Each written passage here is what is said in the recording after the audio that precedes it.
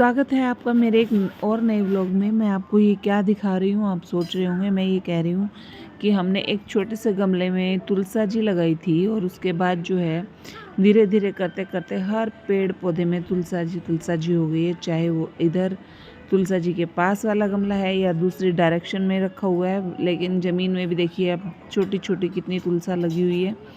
जहाँ कबाड़ पड़ा हुआ है, थोड़ी सी भी मिट्टी दिख रही है, हर जगह पर तुलसा जी ही तुलसा जी हो गई है। तो तुलसी माता जो है इतनी सारी फैली हुई है। यदि किसी को भी तुलसी माता जो है अपने घर पर लगानी हो तो ये यहाँ से कोई भी पौध लेके जा सकता है। और ये जो देख रहे होगे आप, जितने एक पाइप है, पाइप के नीचे भी हर जगह देखने को मिलेगी। इस पाइप के पानी की सप्लाई वाला पाइप है, उसके नीचे से भी ये तुलसा के छोटे छोटे पौधे निकले हुए हैं। और दूसरी तरफ ये देखिए, आपको दिखाई दे रहे होंगे जितने भी ये छोटे छोटे फूल आए हुए हैं, ये अपने आप ही लग जाती है इस मौसम में। जब जैसे ही बारिश आती है, कचरे के छोटे छोटे जो बेल हैं, पौधे हैं, वो निकलने शुरू हो जाते हैं। वो भी हर गमले में फैल जाते हैं। इससे बड़े पौधों को नुकसान होता है, लेकिन हमारे यहाँ पर तो जो हम लगाते हैं वो तो लगता नहीं है और अपने आप से ये इतना ज़्यादा पौधे जो हैं फैलते रहते हैं। नींबू ये भी खुद से ही लगाया, कचरी खुद से लगी है, और एलोवेरा का एक ही छोटा सा पौधा लगाया था और आप देख सकते हैं कितने बड़े बड़े, कितने ही गमले भर दिए हैं इसमें। इससे मैंने और इधर ये पान का पत्ता, ये पान भी हमने छोटा सा एक दो जो है ला करके लगाया था। और ये हमारी जो हरी भरी बेल घर के आगे हमने लगाई थी, इसमें ये भी बिल्कुल सूख गई थी। इस मौसम में कहने का मतलब ये है, इतने सारे नए नए पौधे अपने आप ही लग जाते हैं। तो नेचर अपने आप ही देना शुरू कर देती है जब उनके अकॉर्डिंग मौसम बनता है। जब हम मौसम से छेड़छाड़ करते हैं तो ये लेना भी जानती है, और जब मौसम इनके अकॉर्डिंग होता है तो देना भी जानती है। ये देखिए, ये इधर छोटे मोटे जो पत्ते निकलते हैं, इनको किटी वैसे ही नहीं छोड़ता है। देखो नीचे आपको बिल्कुल भी पत्ते दिखाई नहीं देंगे जो इसे पसंद है उनके। और ये पौधा इसे बहुत पसंद है। पारिजात को तो इतना खाता है ये कि नीचे वाले पत्तों को देखना है, पैर रख रख के अपने आप ही तोड़ तोड़ के खाता रहता है। जैसे ही इसका छत पे जाना होता है या कुछ खाने का मन करता है तो सीधा सीधा ऊपर जाता है। भी छोटे छोटे पत्ते नहीं निकलते तो इसको तोड़ के मैं दे भी देती हूँ ताकि ये खा पाए। तो कुछ इस तरह से इसका ये खान पान चलता है। ये पत्ते इतने क्षारीय होते हैं कि हम मतलब खा नहीं पा रहे। अगर हम खाना चाहें या इसका कोई रस पीना चाहे तो वो बहुत ही ज़्यादा कड़वा होता है, आप नहीं पी सकते हैं। बट ये पता नहीं कैसे सब मैनेज कर लेता है। तो ये जो है सुबह का मौसम और कुछ इस तरह से आंधी आई तो ये जो हमारा ग्रीन वाला नेट है ये भी टूट करके नीचे आ गई। और ये हमारे सारे पौधे हरे भरे खिले खिले नज़र आ रहे थे।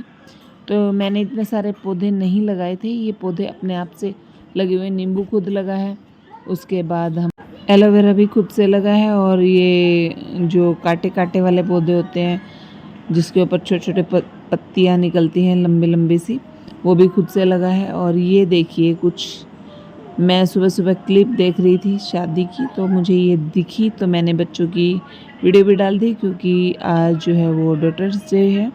तो मैंने इसलिए इस क्लिप को भी ऐड कर दिया कि बच्चों का एन्जॉयमेंट भी थोड़ा सा याद रहे, देख लें।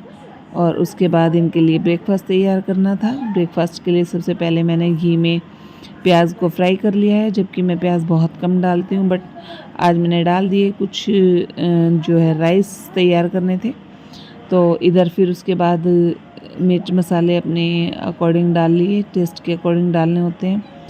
तो हम थोड़ा सा स्पाइसी यूज़ करते हैं, तो हमने थोड़े तीखे मसाले ज़्यादा डाल दिए और पानी डबल डाल दिया है। जितने हमारे पास चावल थे उससे डबल हमने पानी डाला और ऐसे ऐसे घुमा करके हमने ढक कर के छोड़ दिया। और हमारे चावल जो है वो 5-7 मिनट के बाद तैयार हो गए।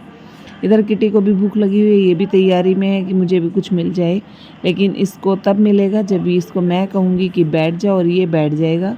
कहना मानने पर ही मिलता है। ये बैठ गया है, अब इसे सबसे पहले दिया जाएगा। इसको जो पसंद है वो सब इसने खा लिया है, और खाने के बाद ये जो है किसी को भी हाथ नहीं लगाने देता है। तो ये टीशा को अमन छेड़ रहा है, ये चाहता है कि इसको कोई ना छुए, तो उससे बराबर की लड़ाई करता है। इधर आ गया है, आने के बाद उसे दोबारा से दिख गया कि केक डब्बे में और बचा हुआ है।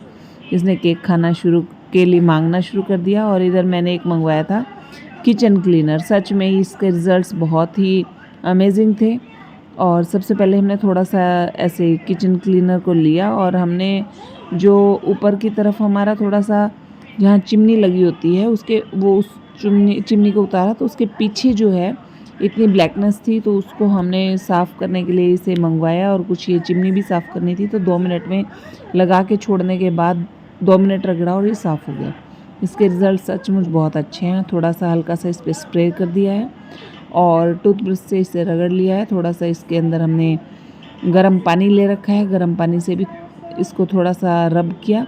रब करने के बाद हल्के हाथों से किया, ज़्यादा हमने दमखम नहीं लगाया, क्योंकि जो ये किचन क्लीनर है ये वर्क करता है। और उसके बाद देख सकते हो आप, बहुत ही सुंदर ये किचन क्लीनर हमने मीशो से मंगवाया था और इसकी कॉस्ट सिर्फ 110 थी,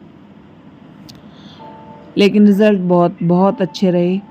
ये देखिए, अगर ये अच्छा नहीं होता तो मैं इसको आपको बिल्कुल नहीं दिखाती। थोड़ा सा और काम किया इधर उधर का और मार्केट चले गए।